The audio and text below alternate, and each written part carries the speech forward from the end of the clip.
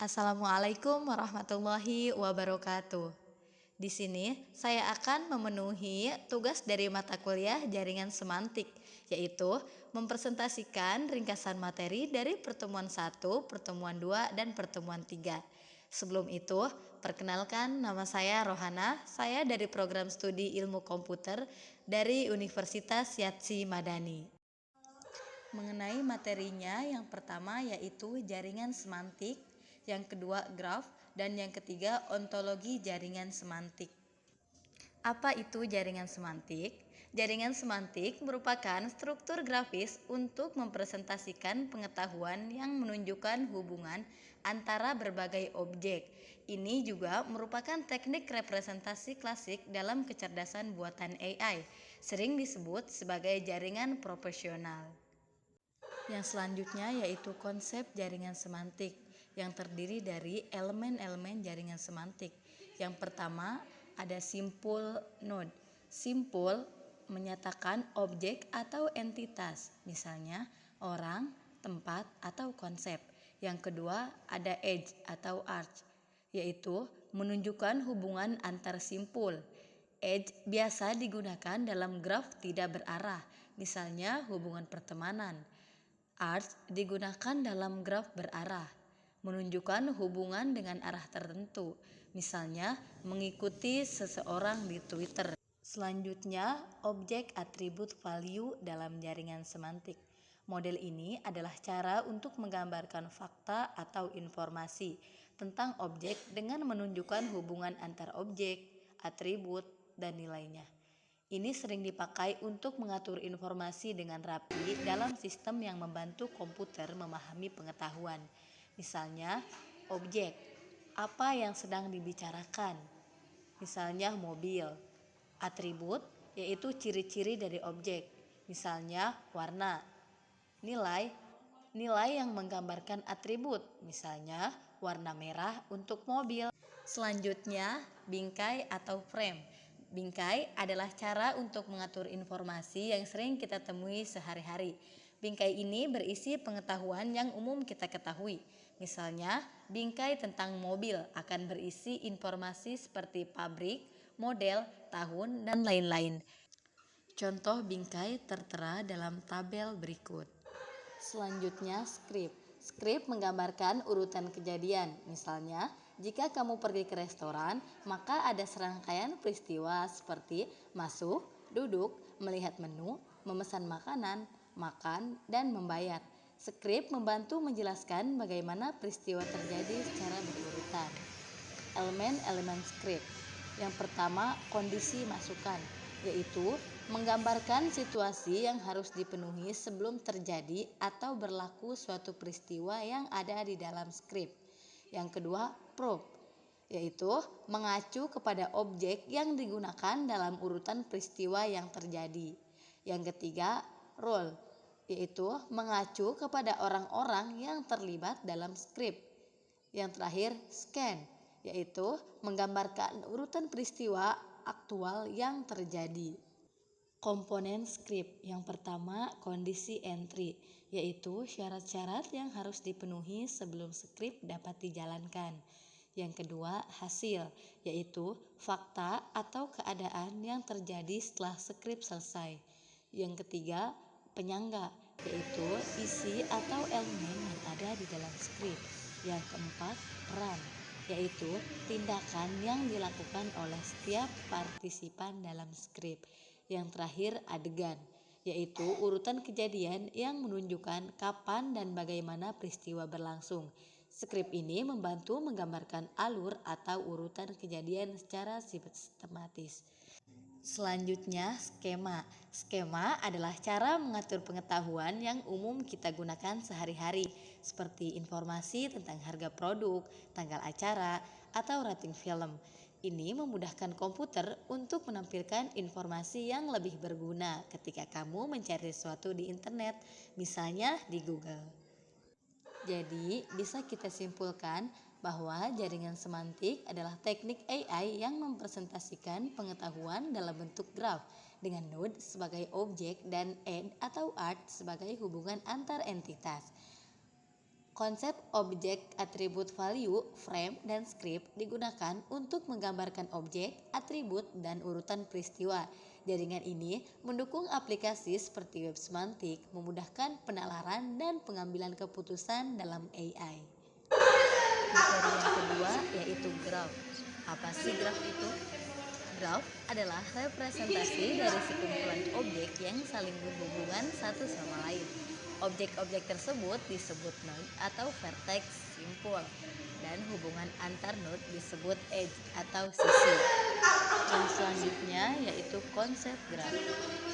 Konsep struktur data yang terdiri dari node, vertex atau vertices, dan garis penghubung, arch atau edge. Vertex disimbolkan dengan V dan edge disimbolkan dengan E. Keterhubungan graph dapat membentuk relasi one to many to one, dan many to many. Contohnya, informasi topologi jaringan, keterhubungan antar kota, dan lain-lain. Contoh penggunaan graph. Graph banyak digunakan untuk menggambarkan jaringan dan peta jalan, jalan kereta api, lintasan pesawat, sistem perpipaan, saluran telepon, koneksi elektrik, ketergantungan di antara task pada sistem manufaktur, dan lain-lain. Terdapat banyak hasil dan struktur penting yang didapatkan dari perhitungan graph. Yang selanjutnya yaitu masalah pada graph. Yang pertama ada shortest path problem, yaitu mencari rute terpendek dalam jaringan transportasi. Yang selanjutnya ada maximum flow problem, yaitu menghitung volume aliran dalam jaringan pipa. Yang selanjutnya graph search problem, yaitu menentukan langkah terbaik dalam game komputer. Yang selanjutnya topological ordering problem, yaitu mengurutkan tugas yang memiliki hubungan persyarat. Yang selanjutnya task network problem, yaitu penjadwalan proyek agar selesai dalam waktu sesingkat mungkin. Yang selanjutnya minimum spanning tree problem, yaitu menghubungkan beberapa kota dalam kabel terpendek. Yang selanjutnya traveling salesperson problem, yaitu mencari rute terpendek untuk mengunjungi setiap lokasi tanpa mengunjungi tempat yang sama 2 kali. Yang terakhir yaitu four color problem, yaitu memberi warna pada peta agar provinsi yang bersebelahan tidak memiliki warna yang sama. Selanjutnya, struktur data linear versus tree versus graph. Di sini kita bisa lihat struktur data linear, keterhubungan sekuensial atau terurut antara entitas data. Sedangkan struktur data tree, keterhubungan hierarkis. Dan struktur data graph, keterhubungan tak terbatas antara entitas data. Kategori graph. Yang pertama yaitu undirected graph, yaitu edge tidak memiliki arah. Yang selanjutnya directed graph, yaitu edge memiliki arah. Dan yang terakhir weighted graph, edge memiliki nilai weight yang menunjukkan jarak, waktu, atau lainnya. Yang selanjutnya operasi pada graph. Yang pertama add vertex, yaitu menambah vertex baru ke graph. Delete vertex, menghapus vertex dari graph. Add edge, menambah edge yang menghubungkan 2 vertex. Delete edge, menghapus edge antara 2 vertex. Search path, mencari panjang path antara 2 vertex. Tracing, yaitu menelusuri vertex melalui edge yang menghubungkan mereka. Implementasi graph. Yang pertama, adjacency matrix atau array based.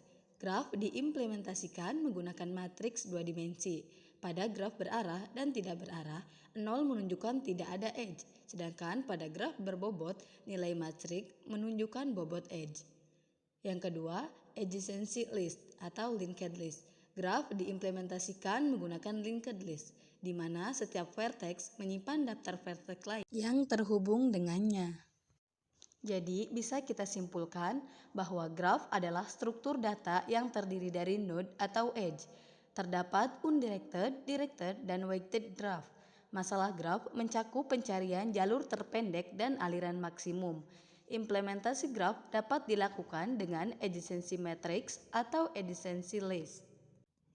Materi yang selanjutnya yaitu ontologi dalam jaringan semantik. Apa sih ontologi itu? Ontologi adalah cara untuk mengorganisasi dan mendeskripsi pengetahuan dalam suatu bidang dengan tujuan mempermudah pemahaman hubungan antar konsep.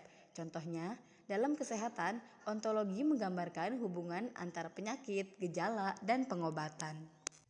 Manfaat ontologi. Yang pertama, bisa mengorganisasi informasi lebih jelas, menyusun hubungan antar konsep, dan mempermudah pencarian informasi relevan. Komponen utama ontologi. Yang pertama, kelas, yaitu kategori utama, misalnya hewan. Yang kedua, objek, yaitu elemen dalam kelas, misalnya kucing. Yang ketiga, relasi, hubungan antar kelas atau objek, misalnya kucing memakan ikan. Langkah membuat ontologi. Yang pertama, tentukan bidang pengetahuan. Yang kedua, identifikasi konsep penting. Yang ketiga, definisi relasi antar konsep. Selanjutnya, penggunaan ontologi dalam mesin pencari untuk hasil lebih akurat dan di sistem kesehatan untuk menghubungkan gejala, penyakit, dan pengobatan. Di sini kita bisa melihat contoh ontologi. Jadi bisa kita simpulkan, ontologi adalah cara untuk mengorganisasi dan menjelaskan pengetahuan tentang objek, sifatnya, dan relasinya dalam suatu dominan. Dengan mengelompokkan konsep, objek, dan relasinya, ontologi memudahkan pemahaman serta pencarian informasi yang relevan. Penerapannya berguna dalam berbagai bidang, seperti mesin pencari dalam sistem kesehatan, untuk menghubungkan konsep yang kompleks dan mempermudah pengambilan keputusan. Mungkin itu saja yang dapat saya presentasikan. Kurang dan lebihnya saya mohon maaf. Terima kasih dan wassalamualaikum warahmatullahi wabarakatuh.